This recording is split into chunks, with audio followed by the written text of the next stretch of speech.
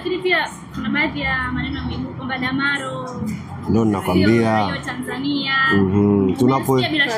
Tunapoelekea huko watakuja kusema pia Dickson Jobu sio Mnyakyusa yule, Baka yule naye ni mtu wa kutoka Omani. Anapoelekea huko mbele ndio ninasema tunapoelekea huko mbele utasikia Baka pia tumegundua anatoka Oman, Jobu sio Mnyakyusa, huyu ni Malawi.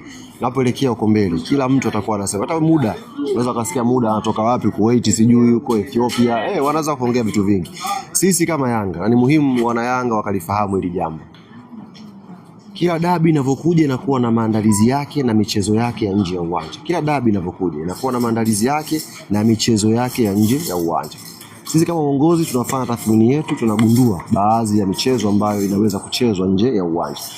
Na dabi hii nawahakikishia kwa 100% haitakuwa ngumu kiwanjani, ila itakuwa ngumu sana nje ya uwanja. Sisi tumeshacheza hizo dabi sasa hivi mara 6.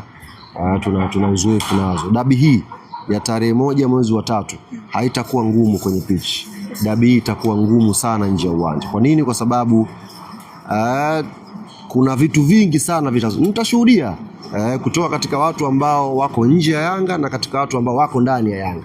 Watu ambao hata hamtawatarajia watazungumza ya kuzungumza, lakini tunafahamu sisi hizo ni vipimo vya maandalizi kuelekea kwenye dabi. Kwa hiyo wekeni masikio yenu vizuri. Sisi uongozi umetulia, tunafanya maandalizi yetu vizuri na hatutamjibu yoyote.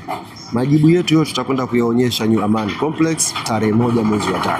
Kwa hiyo hawa ambao wanalipwa sasa hivi, hawa ambao wamepandikizwa, wameandaliwa kwa ajili ya kuiongelea vibaya Yanga, watengeneze pressure, watutolee focus kwenye maandalizi yetu, niwaambie tu kwamba hawatafanikiwa. Sisi kama Young Africans Sports Club tumeshakuwa na uzoefu wa kutosha kwenye hizi dabi. Tunajua ni michezo gani inachezwa nje ya uwanja, watu wana dhamira gani. Kwa hiyo haya Damaro, haya sijui ya uwanja, haya ni machache tu. Kwenye hizi wiki 2 mengi yanakuja, ndugu zangu, mtakuja kunikumbuka. Wanajulikana kama ni Yanga. Nakwambia mengi yanakuja. Tushafanya vipimo vyetu, tushajua kila kitu na ni mengi yanakuja. Kwenye na subra. Mtasikia mengi, lakini mimi msitegemee kama nitayajibu. Kwa sababu tayari tumeshajua mchezo iko vipi na watu wanataka kufanya nini. Kwa hiyo tunataka tuende nao kwa taratibu. Unajua dabi hizi yani zina mpaka afisa bodi ya ligi jana aliandika kuna